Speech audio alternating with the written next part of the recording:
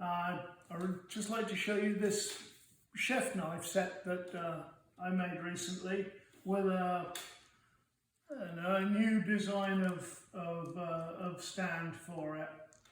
I talk about the stand first.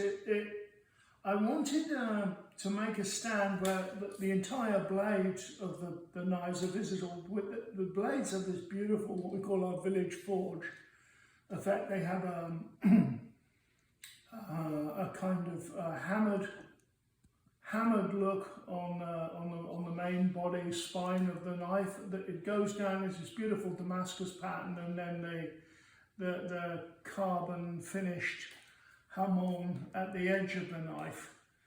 And I wanted all that visible because it really is a work of art. But I didn't want to use strong rare earth magnets. Some people have issues with those health-wise, and I just wanted to leave the magnets out, and conventionally I make a stand like that using magnets, and this time I just wanted to do something different.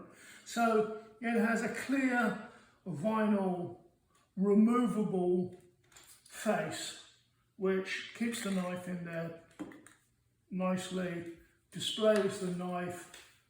I had these rather nice AAA curly koa pieces that I went into the construction of it, and yeah, I think it came out quite nice. All the handles are the same. They are finished front and back with African blackwood or Mozambique ebony. These little red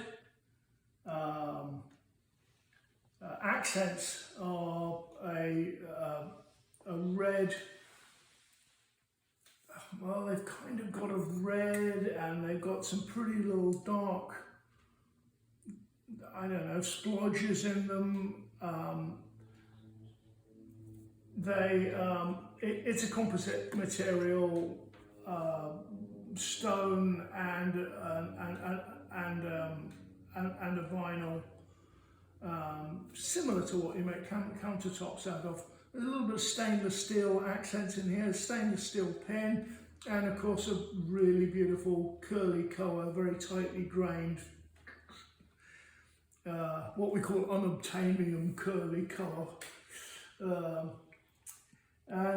So just to show you the knives one by one, this is usually we measure knives in millimeters, but for the sake of Theo said we call it in inches, and this is about an 8 1/4. When I give the measurements for these blades, what I'm referring to is the actual cutting edge of the blade. So from here, from the heel of the knife to the point, so about an 8 1/4. The main, basically all-round chef knife, gyoto, as the Japanese would call it. Talking of that, all Japanese style, what we call a wa style handle, with a stainless steel pin retaining mechanically retaining the tang within the handle. Very strong design. I think the Japanese refer to a pin as, or at least on a sword, they refer to that as a makugi.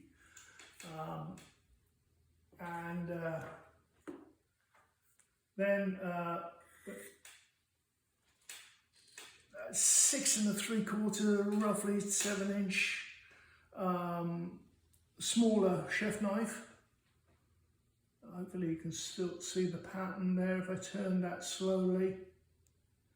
Again, all round, just smaller chef knife.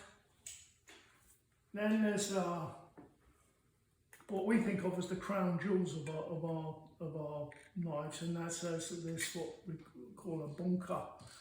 It's a beautiful knife. It was very with a great deal of detail and quite laboriously designed by us, being copied by 1 or 2 people as well.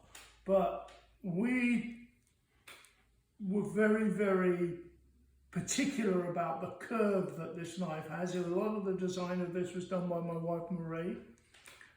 It's great for cutting lettuces, you know, big head of lettuce, big, you know, head of cabbage,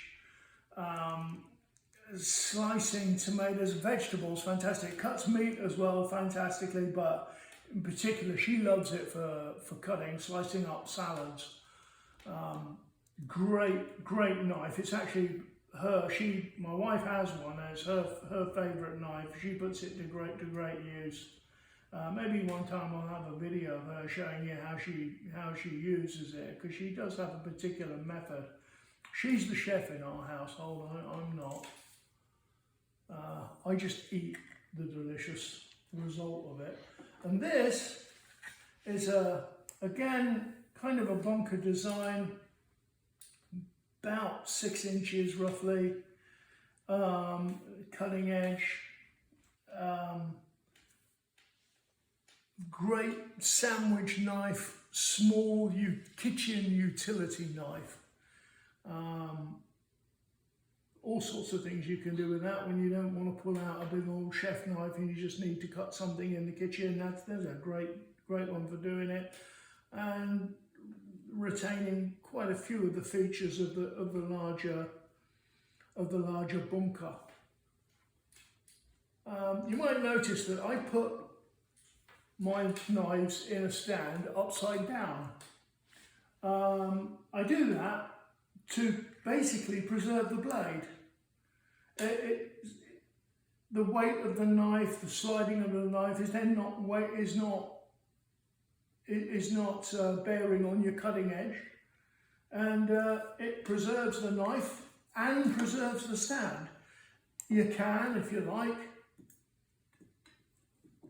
put it in that way if you think that looks cooler. I don't know, maybe it does. What do you think? But bear in mind that it is going to bear on the cutting edge, and over time will cut into the wood on your stand. I hope you enjoyed that little presentation, and we'll see you again on the next video.